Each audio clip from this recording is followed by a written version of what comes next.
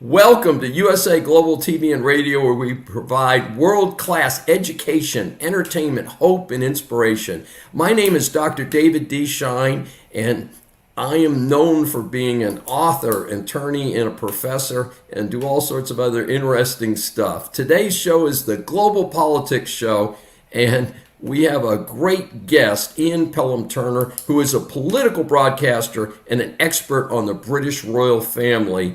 And I've been fortunate enough to have recently been in Scotland, which is part of the United Kingdom. And so I got a chance to see a little bit of the campaign, which was their equivalent of a presidential campaign here in the United States, which of course we have rolling right now. So I think everybody's going to enjoy our discussion with Mr. Turner. Good afternoon, David. It's been a great pleasure to talk to you. You know, you're seen in Britain as a leading expert on the Republican movement, and so we've got a few questions. But if you just want to know a little bit to start off with about the election that you talked about and the new government. I think that would be great, Ian, because I don't think the man on the street, as the cliche goes here in the United States, understands the ground shift that you have just been through after 14 years of what we would consider the conservative or Republican leadership. And you've had a mega switch there in your country, right? Absolutely. And so basically, the Labour Party, equivalent to the Democrats and US, have had a sweeping majority 6 weeks ago, in which they promised certain things, and already they're tanking. I can tell you straight away that since Sir Keir Starmer, the new Prime Minister, has come into power, he's lost 20% points on his popularity already. And every single day, he's now being vilified right across the country for some of the situations and values that he's now bringing out with the Labour Party and with this huge majority that he has as well in Britain that he never talked about during the general election. So one of the biggest things for me is that I'm 73, so I'm a pensioner. So in Britain, we have obviously we have a pension scheme, and that's paid for during our lifetime, to the government, and then we get a pension after we're 65. So I get my pension each month. But we also, because of the huge costs of weather conditions, energy costs as well, we get a thing called the winter fuel allowance, which has been statutory really with all the governments for the past 14, 15 years. The first thing they announced when they came to power is that was going to stop. So the thought process at the moment is there's going to be millions of pensioners this year in Britain who will be shivering under blankets and hot water bottles, trying to keep themselves warm, because the big phase, the big issue that they have in Britain is either eat or heat. And so I think the reality at the moment with it, and since that time, all sorts of things, it's like every single day, a new idea has come from the Labour Party that has really gone even further down the road of what on earth did we vote for, because this is nothing what we voted for at all. And probably the latest thing for the American audience to understand as well is that at the October 30th, in about 6 weeks' time, we will have our annual budget from our Chancellor of the Exchequer, the lady who decides how much the government is going to spend, how taxes are going to rise. Now, the reality at the moment is Sir Keir Starmer in the Rose Garden, which is at the back of number 10 Downing Street, on Monday announced that this was going to be severe cutbacks, severe measures were going to be taken in this time leading up to the budget on October 30th. And that because the Conservative government, the previous government, had left a 22 billion black hole. in the economy, which they didn't expect, which they didn't know, and which they expected never to have happened. The reality since that time is that every single day, hope has been taken away and fear has been put in its place as well. But what it's also meant is that they have already said there's going to be cutbacks for all the different services after October 30th. And that is what we would call austerity by the back door. Now, David Cameron and George Osborne, who used to be the Prime Minister and Chancellor in 2010, they used exactly the same method of putting fear against everything and then creating austerity against Tony Blair's government. And now, in return, Sir Keir Starmer is using this same tool, we think, against Rishi Sunak and the former Conservative government. So at the moment, if I can explain to you very briefly, Britain is in a state of turmoil. Over to you, David. Okay, well, I have a lot of questions about that. So, was this austerity program anticipated even if the existing government, the conservative government, had been reelected, or is this some type of big surprise that has come up since the new government has taken over? I think the reality at the moment is that there is going to be some shocks. We knew that basically I think we're something like about 2.2 trillion in debt right now. And so, and they've got to sort of cut down the amount of expenditure that they're doing. But at the same time, they've been facing over the past 2 to 3 years major union problems with strikes happening. And this has brought really, I think, Britain sometimes to its knees as well. And so just to add like a triple whammy on their opening statements, in one hand they're saying, okay, we're going to cut 9 million pensioners and we're not going to give you your winter fuel allowance anymore, leaving us cold and hungry. And on the other hand, they're going to give a 15% wage rise to the rail workers and other unions as well, so that they don't go on strike anymore.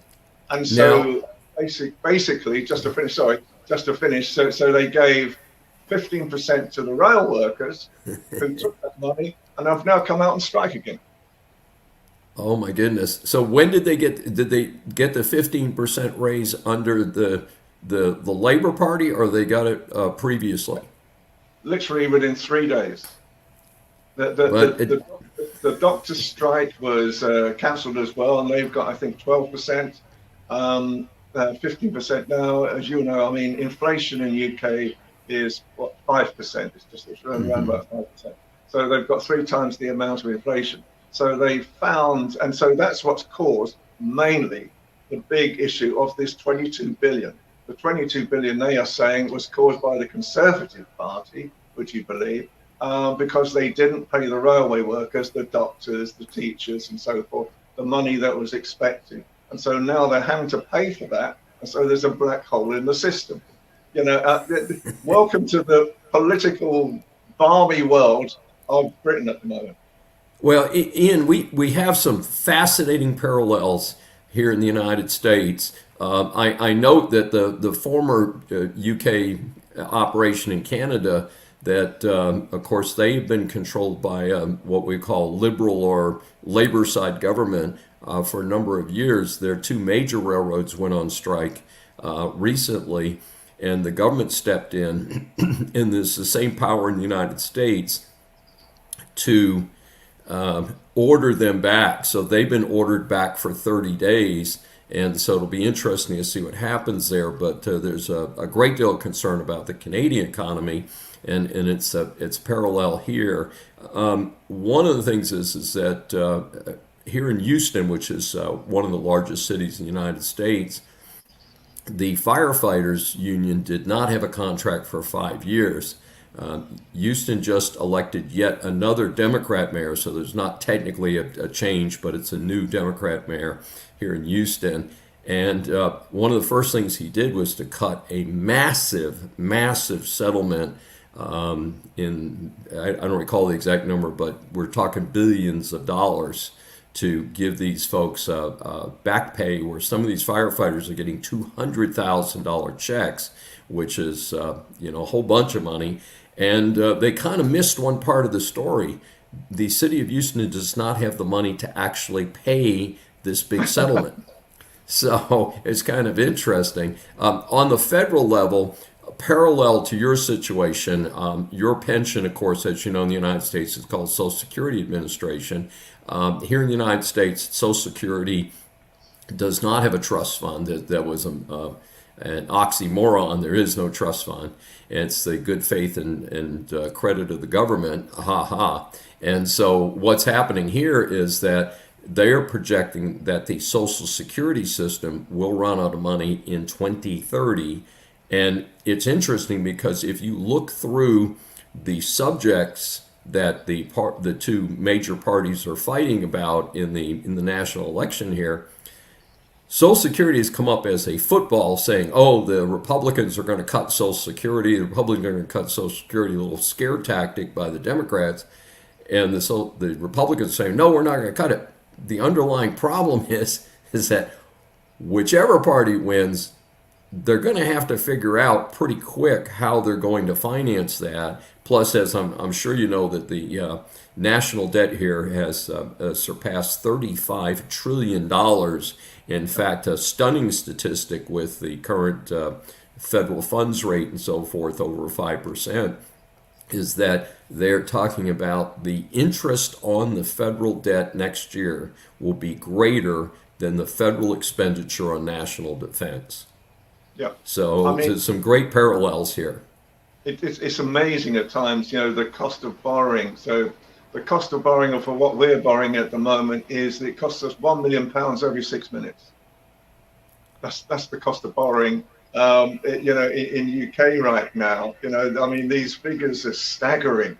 Yes. Quite frankly, first of all. But do you think, either party, but do you think President Trump, if he comes back into power, do you think he'll borrow more? Because he's got this tendency to think big, hasn't he? Well, this is always interesting. I'm going to draw a parallel back to the last populist Republican president, who was Ronald Reagan. And as you know, I have a book out called Decline of America, where I talk about American presidents. And my Republican colleagues are not happy with me because I assigned Uncle Ronnie, as I call him, a C+. And the highest grade I gave to any American president in the last 100 years was a B- to Harry Truman, by the way, who happens to be a Democrat. So a little balance there. But one of the things that people do not pay attention to is that Ronald Reagan was not concerned with balancing the budget and stabilizing America's finances. He was buddies with the head of the House of Representatives, Tip O'Neill, very famous fellow. And they were kind of drinking buddies, if you will. And so Tip O'Neill was okay with what Ronald Reagan was doing because he was emphasizing national defense. But parallel to that, they kept increasing social services because that was Tip O'Neill's hot point. So Ronnie got the national defense, but Tip O'Neill got all these excess social programs, and they didn't really pay attention. So not a true conservative. And I think the reason I bring that up first is because I can see the parallels to Trump. Remember, some of the initial COVID funding happened under Trump's, because 2020 was the kickoff year, was Trump's election year that he lost, but it was also the COVID year. And the government did spend a lot of money during that year at a time when the government was not bringing in as much money. And so this careening debt situation, you can fairly say, if you're a Democrat, started under Trump. The problem is that the Democrats put it on steroids, as the cliche goes here. And that's where this national debt has just skyrocketed under the last 3.5+ years of the Democrat administration. And there's got to be a stopping point. Neither party there's not a plank in either platform to control the national debt. Both parties, of course, are talking about controlling inflation, and indeed, the United States has pushed itself toward a recession by forcing up the interest rate to, frankly, a relatively normal level of 4.585, whatever it is right now, is not that high a national funds rate, and actually could be a conservative inducing rate over time. But unfortunately, I do think that while the Fed in the United States is complex, but the story is that the Fed is independent of the political parties and of who's ever in charge. That's, of course, bogus. The Fed's very likely to lower the rate in September. And in fact, the stock market, as you know, has done very well in the United States, but largely driven by the fact that they have already priced in the reduction in the federal funds rate. But I think that is being done to timing to help the Democrats in the national election. What do you think it will come down to? Because obviously this is one thing that we've been looking at as well in Britain, because obviously the Bank of England, the equivalent to the Fed, in reality follows suit. You know, they all come down together. And there was talk that it might even come down to about 3% or something. You know, that quite an extreme amount of interest rate reduction. What do you think it's going to come down to? The projection has been either a half a point reduction in September, or a quarter point in September and a quarter point again in either October or November. So the projection is at least a 0.5% cut before the end of calendar year 2024. And one of the things that's happening is mortgage rates, which float with the Fed rate to a certain extent. It's a complex situation, but they are not directly linked, but they tend to float together. Mortgage rates have already trended down from a 20-year high in the low 7s to 6.5, and you could probably buy, if you wanted to pay extra points, you could probably buy that mortgage down just under 6 right now. So the rates are kind of anticipating again that federal funds rate cut. I'm personally, and again, I like most Americans have some money, very modest amount in the stock market. I'm not overly concerned with the literal funds rate. I'm more concerned with the overall economic activity in the country. And we're getting very, very mixed messages. A huge political blow to the Biden-Harris administration. And I don't know if you caught this headline early this week, but they reduced the employment number from March of 23 to March of 24 by 818,000. It had been projected that there were about 202.2 million new jobs created, and it's more like 2.4 million new jobs, 1.4 million new jobs created. So this is a giant reduction. And of course, it gives Trump the opportunity to say that the Fed agencies have been lying to try and artificially pump up the struggling Biden-Harris administration. I mean, I think, in Britain, for example, we have 9 million unemployed. 9 million. That's a bunch. What's your percentage rate? How does that percentage out? I mean, so voting rates, is and sort of work rates is something like about 25-30% of the working population. Mm-hmm. A lot of it's been put down to ill health after COVID and other measures as well. And I think, the reality when you're looking at things like this as well. I mean, the question I was going to ask you is, do you think they'll put more money into the economy to actually increase growth? The reason why I ask this is that the whole ethos of the Labour Party right now is that they want to create growth. Now, when I listen to what they're doing right now, and every single day they're coming out with a fear factor. Every single day, something else is going to have to happen. Something else is going to have to happen. People are not going to spend money when they're afraid of what's going to be happening in 6 weeks' time. So I don't get it in the first place of why on earth that's going to create growth. If you are the expert on growth and growing America, what is the answer? Well, I can tell you that the American retail economy is booming, and it's concerning me because I am not a Democrat or a Republican. I am actually more of an independent, and I'm a true conservative where I favor very, very limited government, dramatically smaller government than we have. And but one of the things that concerns me, being a business professor and an observer of the economy, is that we have exceeded $1 trillion in credit card debt. So Yeah. the theory that we're hearing is that during COVID, a lot of people stayed home. Some of them still got paychecks or got government handouts. They saved money by not commuting, not buying lunch at work. They worked from home and still got paychecks. And people banked money. The savings rate in the United States had hit a new record.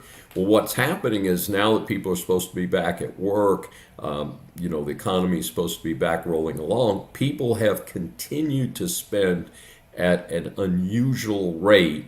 And the theory is they've already, say about the first of this calendar year, exhausted those excess savings and are now into pure borrowing.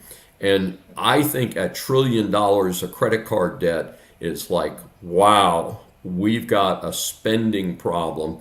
The trouble is that when the rope snaps, as the cliche goes, that I think that the economy, which again rides on retail in the United States, is going to have a big adjustment. And we've already seen a large number of, one of the things I track are bankruptcies.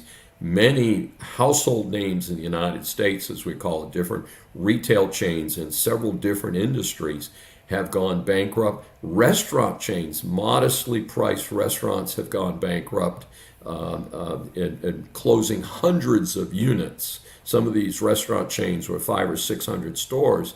I mean, closing 100 restaurants, you say, well, that's only 15% of their total number of restaurants. Yes, but each of those restaurants probably employs from 25 to 50 people.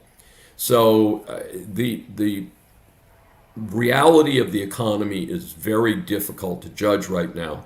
My personal opinion, it is not nearly as healthy in the United States as the Biden-Harris administration would like it to be, as they are running on, oh, look how good things are. And people are running around. And unfortunately for the Biden-Harris administration, if you poll the man on the street, 60 to 70% of the people will say, I am not as well off as I was in the last year, the Trump administration. That's the reality. And I think that could be the ultimate decider in the election between what are two unpopular candidates. Let's be blunt about it. Trump is a difficult person to like. He apparently has a wife. It's wife number 3. But I don't think he's Mr. Lovable. He doesn't try to be.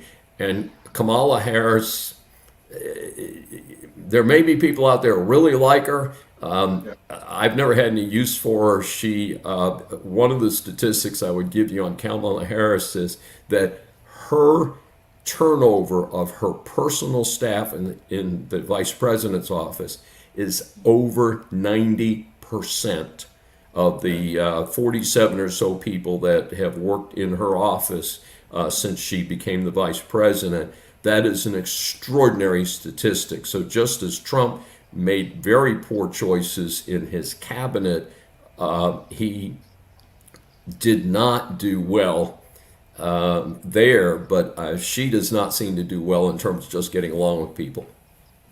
I mean, we face very similar problems in Britain.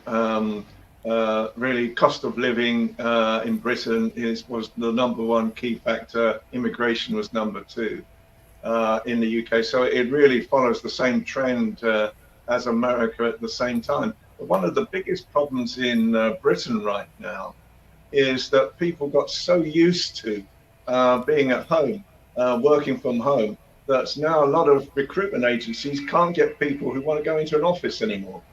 Do you have that type of problem in America? We're having the exact same thing, and I did want to mention quickly that we're down to about 4 minutes here, and Okay. we may have to kind of put some closing comments in and give people some teasers so that they come back and join us again. But what is your projection? What happens next in Britain? Like, I don't know that you're on a 4-year cycle like we are with American presidents, are you? We're 5 years, so we're destined for 5 years now. So Wow. my prediction, first of all, is I think with the local elections that will happen over the next couple of years, if the Labour Party starts creating austerity again, they will lose a lot of the local councillors that we have in local government across Britain. I think that will be the first deciding point on that. At the moment, the thing that I've noticed on Facebook, and it's the first time I've ever seen anything like it because Rishi Sunak didn't have that issue, is that Keir Starmer is being vilified. He's being cartooned in all sorts of ways at the moment that I've never seen before. And I think the reality is that a lot of people are very disappointed that all of a sudden what they thought would be a change, because that was the key word for the Labour Party, was to create change. All they've done is create austerity.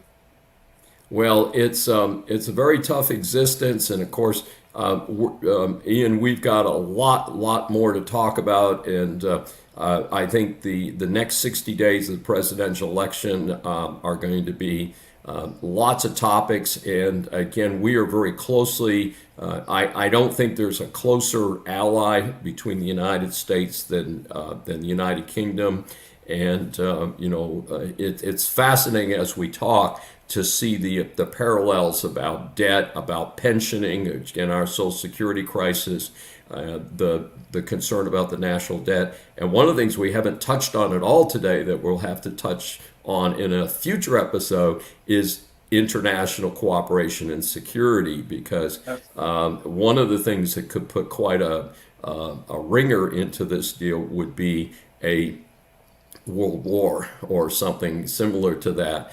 I totally agree. I mean, just very quickly, I was in Lebanon last year, and I met Hezbollah as well whilst I was in Lebanon.